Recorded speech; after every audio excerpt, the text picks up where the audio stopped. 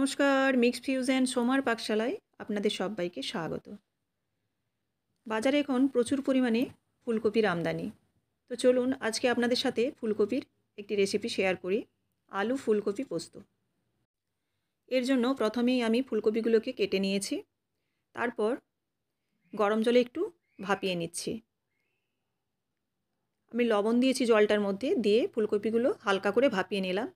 এখানে খেয়াল রাখতে হবে ফুলকপিগুলো যেন সেদ্ধ না হয়ে যায়। জাস্ট একটু গরম জলে দিয়ে ফুটে গেলেই তুলে নেব। এটা জল ঝরতে দিয়ে দিলাম ফুলকপিগুলো। এবার একটি কড়াইয়ের মধ্যে দিয়ে দিচ্ছি সর্ষের তেল। সর্ষের তেল দেওয়ার পর এর মধ্যে ফোড়নে দেব তেজপাতা, আর দেব শুকনো লঙ্কা ফোড়ন, আর দেব গোটা জিরে, দিয়ে ফোড়নটা একটু ভেজে নেব হালকা করে।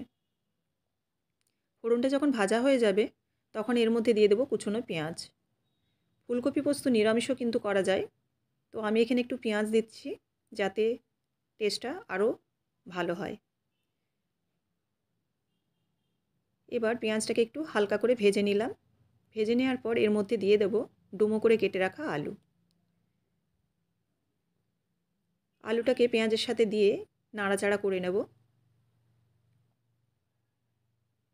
এই রেসিপিটি কিন্তু 12 মাসেই খাওয়া যায়, অর্থাৎ শুধু শীতকাল নয়, যে কোনো সময়েই ফুলকপি আলু পোস্ত খেতে বেশ ভালোই লাগে। এবার আলুটাকে নাড়াচাড়া করে দিয়ে দিচ্ছি একটু লবণ। লবণ দিয়ে একটু ঢেকে দেব যাতে আলুটা ভাজা এবং সেদ্ধ দুটোই হয়ে যায়। তো এর জন্য ঢাকা দিয়ে দিলাম। কিছুক্ষণ পর ঢাকা খুলে একবার নেড়ে নিচ্ছি, আর আলুটাও একটু কিন্তু ভাজা ভাজা হয়ে এসছে, আর পেঁয়াজটাও কিন্তু লাল হয়ে গেছে। নাড়াচাড়া করে এর মধ্যে দিয়ে দেবো ভাপিয়ে রাখা ফুলকপিগুলো। ফুলকপিটা এই আলুর সাথেই কিন্তু একটু ভেজে নিতে হবে। ফুলকপিটা একটু ভাপিয়ে নিয়েছি কারণ এখানে ফুলকপির মধ্যে বিভিন্ন রকম পেস্টিসাইড দেয়া থাকে, সেই কারণেই ফুলকপিটা ভাপিয়ে জলটা ফেলে দিয়েছি। নেড়ে নিচ্ছি আলুর সাথে, দিয়ে আরেকটু ঢাকা দিয়ে দিচ্ছি। ফুলকপিটা যে সেদ্ধ হতে বাকি আছে সেটাও কিন্তু সেদ্ধ হয়ে যাবে, তার সাথে ভাজাও হয়ে যাবে। এদিকে একটা পোস্তর পেস্ট বানিয়ে নিচ্ছি মিক্সি জারের মধ্যে। ওর মধ্যে দিয়ে দিলাম কাঁচা লঙ্কা একটা, দিয়ে পেস্ট বানিয়ে নিলাম। এবার এর মধ্যে দিচ্ছি একটু জিরে গুঁড়ো আর ধনে গুঁড়ো। ধনেটা কিন্তু অনেকেই পোস্তর সাথে ব্যবহার করেন না, তো যারা করেন না তারা কিন্তু নাও দিতে পারেন। আমি একটু খুব সামান্য দিলাম। দিয়ে এই ধনে এবং জিরেটাকে একটু কষিয়ে নিতে হবে যাতে ধনে জিরের কাঁচা গন্ধটা চলে যায়। একটু নাড়াচাড়া করে একটু কষিয়ে নিচ্ছি, তারপর কিন্তু এর মধ্যে দিয়ে দেব জল। আলু এবং ফুলকপি প্রায় সেদ্ধই হয়ে এসছে। এখানে তেজপাতাটা যেহেতু ফ্লেভারটা পুরোটাই বেরিয়ে গেছে, সেজন্য আমি তেজপাতাটা এখান থেকে উঠিয়ে নিলাম। এবার দিয়ে দিচ্ছি এখানে গরম জল। যেহেতু ফুলকপিটা প্রায় সেদ্ধ হয়ে গেছে এবং আলুটাও সেদ্ধ হয়ে গেছে, সেজন্য এখানে গরম জল আমি ব্যবহার করছি। আপনারা চাইলে কিন্তু ঠান্ডা জলও দিতে পারেন। এবার দিলাম খুব সামান্য একটু চিনি, দিয়ে ঢাকা দিয়ে দিলাম। যখন জলটা একটু শুকিয়ে আসবে তখন এর মধ্যে দিয়ে দেব বেটে রাখা পোস্ত। পোস্তটা দেওয়ার পর এখানে একটু নাড়াচাড়া করে নিতে হবে।